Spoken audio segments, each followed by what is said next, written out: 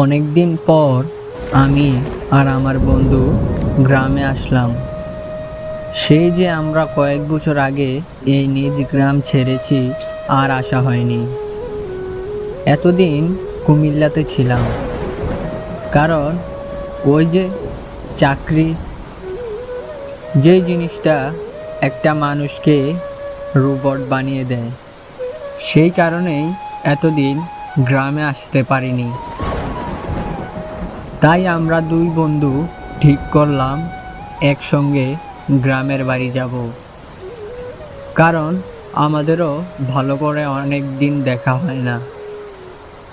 গ্রামটা তো সেই আগের মতোই আছে রে রিফাত। কাঁচা রাস্তা, বাতি নেই। শহরে থাকতে থাকতে ভুলেই গেছি গ্রাম কি জিনিস। তুই তো শহরের হিরো হয়ে গেছিস, তাই এই গ্রামে তোকে মানায় না। কি যে বলিস! এই যে দেখ, বর্জ্যপাতের আলোয় দেখা যাচ্ছে দুই দিকে কি সুন্দর সোনালী ধান, আর ধানের গ্রান গ্রামের বাতাসে পুরোটা মিলে এই বৃষ্টির ভিতরে আমার মনটা জুড়িয়ে যাচ্ছে।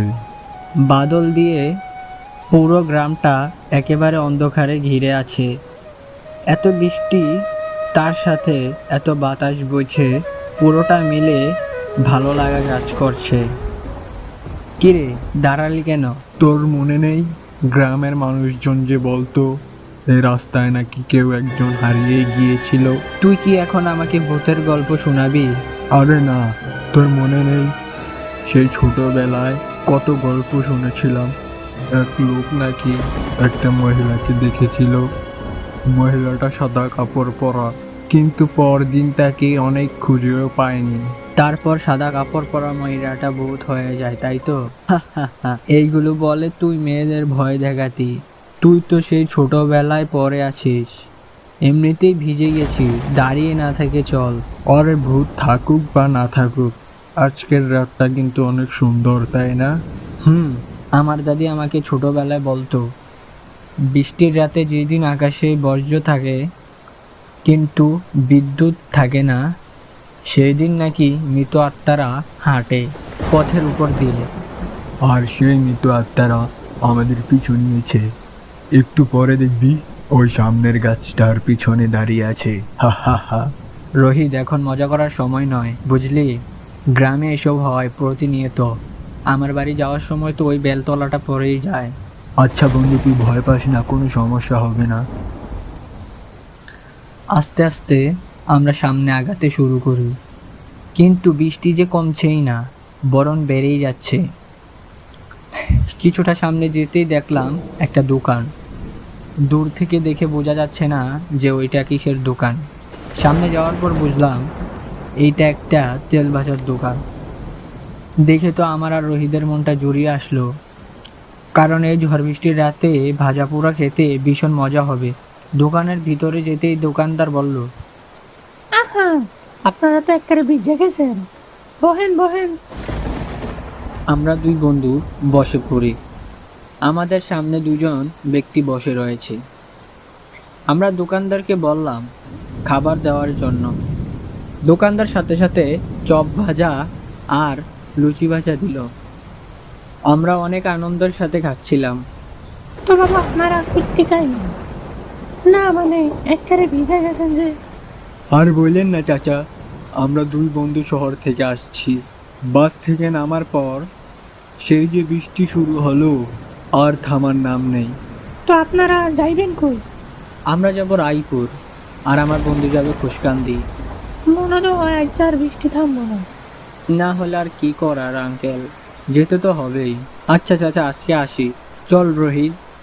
আমি আর আমার বন্ধু বিদায় জানিয়ে যে যার দিকে চলে গেলাম। কিছুটা সামনে যেতেই একটু একটু ভয় লাগা শুরু হলো, কারণ জায়গাটা একেবারে নীরব। কিন্তু তার থেকেও বড় কথা হচ্ছে সামনে যে ওই বেলতলা। একা একা হাঁটছি, তাও আবার আমাদের এলাকার নামকরা ভয়ঙ্কর রাস্তা দিয়ে। বাতাসটা কেমন যেন হিমেল হাওয়ার মতো মনে হচ্ছিল। কারো যেন নিঃশ্বাস আমার কাঁধে পড়ছে। পিছনে বৃষ্টির শব্দ আর সামনে একেবারে অন্ধকার। কিছুটা সামনে যেতেই বেলতলার একটা গাছ আস্তে আস্তে স্পষ্ট হতে থাকে আমার চোখের সামনে। তার চারপাশে অন্ধকারটা একটু বেশি ঘন, অস্বাভাবিকভাবে নিঃশব্দ পরিবেশ। হঠাৎ মনে হয় কেউ একজন আসছে আমার পিছু পিছু। আমি পিছনে তাকিয়ে এদিক ওদিক দেখার চেষ্টা করলাম, কিন্তু কাউকেই দেখতে পেলাম না। বেলগাছটার সামনে এসে হঠাৎ আমি থেমে যাই। এ কি, দূরে এটা কি? মনে তো হচ্ছে কেউ একজন দাঁড়িয়ে আছে। ভালো করে দেখতেই বুঝলাম একটা বুড়ি দাঁড়িয়ে আছে বেলতলার নিচে। আমি বেলগাছটার নিচে যেতেই বুড়ি বলল, এই রাতে একা একা কোথায় যাওয়া হচ্ছে বাবা? সামনেই আমার বাড়ি, আসো একটু বিশ্রাম নিবে। এরকম কণ্ঠের সুর শুনে আমি একটু ভয় পেয়ে পিছনে হাঁটি। না, দরকার নেই, ধন্যবাদ। আমার বাড়ি এখান থেকে বেশি দূর নয়, আমি চলে যেতে পারবো, কোনো সমস্যা হবে না। এই রাস্তা দিয়ে যে একবার আসে সে আর ফিরে যায় না। চলো, এসো আমার সাথে এসো। আমি তার কথার কোনো তোয়াক্কা না করে যখন হাঁটতে লাগলাম, তখনই সে আমার সামনে চলে আসলো। বুড়িটা তখন ধীরে ধীরে তার চেহারার পরিবর্তন করতে লাগলো। সেই মুখে নেই কোনো চামড়া, শুধু মাংস, আর সেই মাংসের ছিদ্র দিয়ে দেখা যায় হাড় আর চোখ। আমি বুঝতে পারি আমার সাথে কিছু খারাপ হতে চলেছে। পিছনে দৌড় দিতে গিয়ে দেখি দৌড় দিতে পারছি না। আমার পা দুটো কে যেন চেপে ধরে রেখেছে। ফিস ফিস করে অজানা একটা ভাষায় কী যেন বোঝাতে চাচ্ছে। গলা শুকিয়ে যাচ্ছে, আমার মুখ দিয়ে শব্দ বের হচ্ছে না। আমি বুঝলাম আমি ওদের চোখে পড়ে গেছি, আমার আর কোনো নিস্তার নেই। হঠাৎ বৃষ্টির মধ্যে দিয়ে হারিকেনের ব্লার আলো চোখে পড়ল। সেই আলো ধীরে ধীরে আমার দিকে এগিয়ে আসছে। এগুলো তো ওই তেল ভাজা দোকানের সেই দুই লোক। তাদের দেখে বুড়িটার ছায়া গাছের সাথে মিশে যায়। এই জন্যই তো বারণ করেছিলাম মশাই, এরকম কিছু একটা হবে আশঙ্কা করেছিলাম। তার জন্যই ভেবেছি আপনার পিছু পিছু বেরিয়ে পড়ি। ওই বেলগাছটা শুধু ছায়া নয়, অনেক বছর ধরে আটকে আছে ওই বুড়ির আত্মা। ওরা আমাকে অনেক বারণ করেছিল, কিন্তু আমি তাদের কথা শুনিনি। ওরা যদি আজ না আসতো আমার যে কি হতো। রায়পুর গ্রামটি ছিল খুব সুন্দর, আর সেই গ্রামের ছোট্ট একটি ঘরে থাকতাম আমি। আমার পরিবারের সবাই শহরে থাকতো, কিন্তু আমি এত সুন্দর জায়গাটা ছেড়ে যেতে পারিনি। বলতে গেলে শহরে আমার মনটা টিকে না, কেমন যেন দম বন্ধ হয়ে আসে। গ্রাম আমার খুবই ভালো লাগে, তাই গ্রামে একটি অটো চালিয়ে আমার জীবন চালাচ্ছিলাম। আমি দিনের বেলায় তেমন একটা অটো চালাতাম না, তাই সারাদিন বাড়িতেই থাকতাম। সন্ধ্যা হতেই আমি অটোটা নিয়ে বের হয়ে যেতাম, কারণ প্যাসেঞ্জার থেকে ভাড়াটা একটু বেশি নেওয়া যেত রাতের বেলায়। তাই দিনে অটো বেশি চালাতাম না। একদিন হঠাৎ গ্রামের বন্ধু ফয়সাল আমার বাড়িতে আসে। আরে ফয়সাল যে, এই অবেলায় হঠাৎ আমার বাড়িতে? বাজার থেকে আসছিলাম, ভাবলাম আসার পথে যাওয়ার সময় তোকে কথাটা বলেই যাই। তাহলে শোন, কাল আমার শ্বশুর বাড়িতে যাব, তাই ভাবছি তোর অটো দিয়ে যাব। কি বলিস এইসব? একটু জানালিও না। যাই হোক, বিয়ে যেহেতু করে ফেলেছিস, ভালো কথা। তো তোর স্ত্রীর বাবার বাড়ি কোথায়? শ্বশুর বাড়ি নন্দনপুর। তার সাথে অনেক বছর আগে থেকেই আমার পরিচয়, তাই হঠাৎ করেই বিয়ে করে ফেলেছি, কাউকে জানাতে পারিনি। আর শোন, কাল সকাল সকাল চলে আসিস। আমি তাহলে এখন যাই। এই কথা বলে ফয়সাল চলে যায়। রাত অনেক হলো, যাই খাবারগুলো খেয়ে অটো নিয়ে একটু বের হই। এই কথা ভাবতেই মনে পড়ল, আরে কাল তো সকাল সকাল ফয়সালকে নিয়ে তার শ্বশুর বাড়িতে যেতে হবে। আজকে তাহলে তাড়াতাড়ি খেয়ে ঘুমিয়ে পড়ি, না হলে আবার সকাল সকাল ঘুম থেকে উঠতে পারবো না। সেই রাতে অটো নিয়ে আর বের হইনি। খেয়ে দিয়ে তাড়াতাড়ি ঘুমিয়ে পড়ি। সকাল হতেই ঘুম থেকে উঠে অটো নিয়ে বের হই ফয়সালের কাছে যাওয়ার জন্য। ফয়সাল তার গ্রামের রাস্তায় হাঁড়িতে মিষ্টি নিয়ে তার শ্বশুর বাড়িতে যাওয়ার জন্য আমার জন্য অপেক্ষা করতে লাগে। কিছুক্ষণ পর আমি চলে আসি আর ফয়সালকে নিয়ে রওনা হই নন্দনপুরের উদ্দেশ্যে।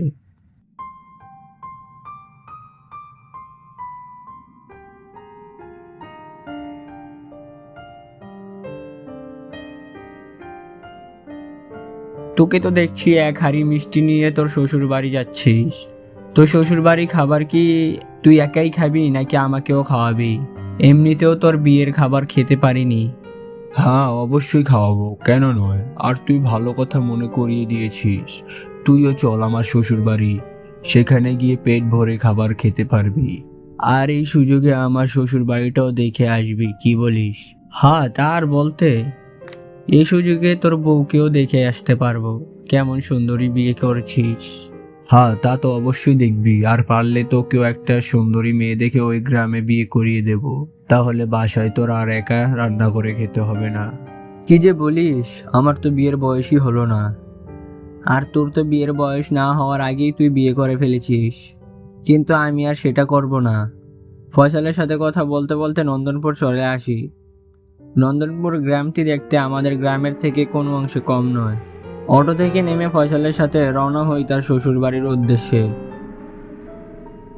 ফয়সালের শ্বশুর বাড়িতে এসে আমরা সবাই একসাথে মজা করে খাবার খাচ্ছিলাম। খাওয়া দাওয়া শেষ করার পর তার শ্বশুর বাড়ির এলাকায় ঘুরতে ঘুরতে অনেক রাত হয়ে যায়। রাত হওয়া দেখে ফয়সালকে বলে রওনা হই আমি আমার নিজ গন্তব্যে। যাক, আমার জন্য ভালোই হয়েছে। এমনিতেও রাতে অটো নিয়ে বের হতে হতো। হয়তো সামনের স্টেশনে কোনো প্যাসেঞ্জার পেয়ে যাব, আর সেই প্যাসেঞ্জার থেকে কিছু টাকাও পেয়ে যাব। এই কথা বলতে বলতে আমি একা একা এই নির্জন রাস্তা দিয়ে এগিয়ে যাচ্ছিলাম। কিন্তু সেদিন রাস্তায় কোনো গাড়ি দেখতে পেলাম না। স্টেশনে এসে দেখলাম মানুষ তো দূরে থাক, কোনো মশামাছিও নেই। এ কি, রাতে নন্দনপুর স্টেশন এত ফাঁকা কিভাবে হয়? আর তেমন একটা রাতও হয়নি। মনে হয় আজ কপালটা অনেক খারাপ, কোনো প্যাসেঞ্জার পাবো না হয়তো। কি আর করার, অটো নিয়ে সামনে যেতে লাগলাম। জঙ্গলের রাস্তা দিয়ে যেতেই দেখলাম একটা লোক রাস্তায় দাঁড়িয়ে আছে, হয়তো সে কোনো গাড়ির জন্য অপেক্ষা করছে। তখন আমি অটোটা থামিয়ে বললাম, আরে ও চাচা, এখানে দাঁড়িয়ে কি করছেন? কোথাও যাবেন নাকি? হ্যাঁ, যাওয়ার জন্যই তো দাঁড়িয়ে আছি। তুমি কি আমাকে চারপাড়া শ্মশানের কাছে নামিয়ে দিতে পারবে? হ্যাঁ, আমি নামিয়ে দিতে পারবো, কিন্তু চাচা ভাড়াটা একটু বেশিই লাগবে। রাজি থাকলে ওঠেন, না থাকলে গেলাম। সেটা নিয়ে তুমি চিন্তা করো না, তুমি যত টাকা চাও আমি তোমার ভাড়া মিটিয়ে দেব। তারপর তাকে নিয়ে রওনা হয়ে চারপাড়া শ্মশানের দিকে। বেশ মোটামুটি অনেক রাত হয়ে গিয়েছিল। চিন্তা করলাম সে রাতে শ্মশানে কেন যাচ্ছে।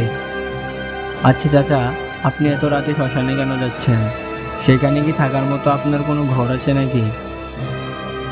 এত কথা কেন জিজ্ঞেস করছো? চুপচাপ সামনের দিকে তাকিয়ে গাড়ি চালাও, না হলে তোমার স্বাভাবিক অবস্থা অস্বাভাবিক হয়ে যাবে। আমি এমন কি জিজ্ঞেস করলাম, আপনি এত রেগে যাচ্ছেন কেন? আচ্ছা, বলতে চাচ্ছেন না তো আর কি করার। এই কথা বলে নিজম রাস্তা দিয়ে শ্মশানের দিকে যেতে লাগলাম। লোকটার কথা শুনে কিছুটা অস্বাভাবিক মনে হয়, আর লোকটা কেমন যেন একেবারে স্থির হয়ে বসে রয়েছে। কিছুক্ষণ পর চারপাড়া শ্মশানের কাছে চলে আসি। তুমি কিছুক্ষণ এখানে অপেক্ষা করো, আমি আসছি। আর শ্মশানের ভিতরে ভুলেও ঢোকার চেষ্টা করবে না। আমি আসলে আমাকে আবার আগের জায়গায় নামিয়ে দিয়ে আসবে। আমি আর আগের জায়গায় যেতে পারবো না, এমনিতেই অনেক রাত হয়ে গিয়েছে। আপনি আমার ভাড়াটা দিয়ে দেন। এই কথা বলায় সে অদ্ভুতভাবে কিছুক্ষণ আমার দিকে তাকিয়ে রইল, তাকিয়ে শ্মশানের ভিতরে চলে গেল। তখন কি আর করার, টাকার লোভে পরে তার জন্য অপেক্ষা করতে লাগলাম।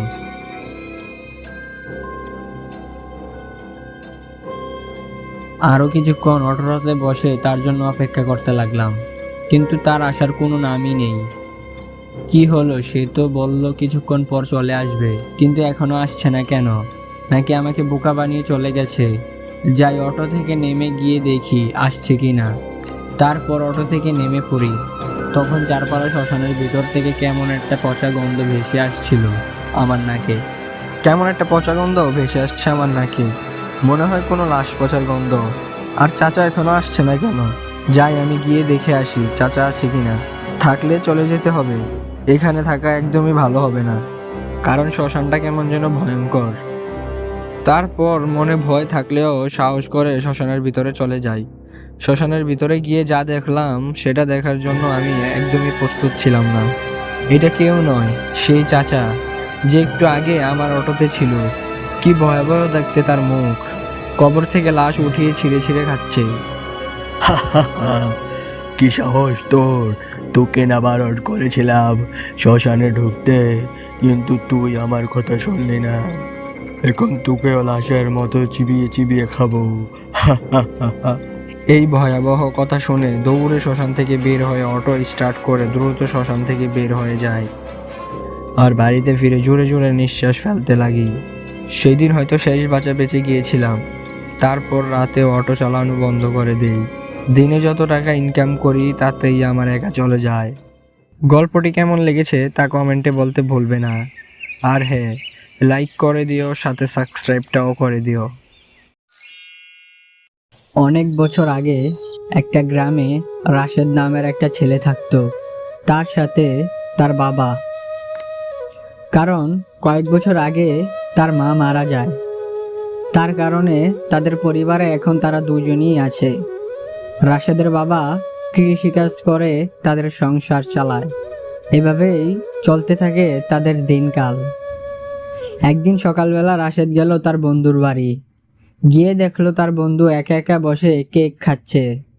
রাশেদ তার বন্ধুর সাথে গিয়ে বসলো, কিন্তু রাশেদকে সে কেক সাধলো না, তাই তার অনেক মন খারাপ হয়। বিকালবেলা মাঠে চলে আসিস? আচ্ছা ঠিক আছে। সে তখন সেখান থেকে চলে যায় এবং বাসায় গিয়ে তার বাবাকে বলল, বাবা বাবা আমাকে কেক কিনে দাও, আমার অনেক খাওয়ার ইচ্ছে হচ্ছে।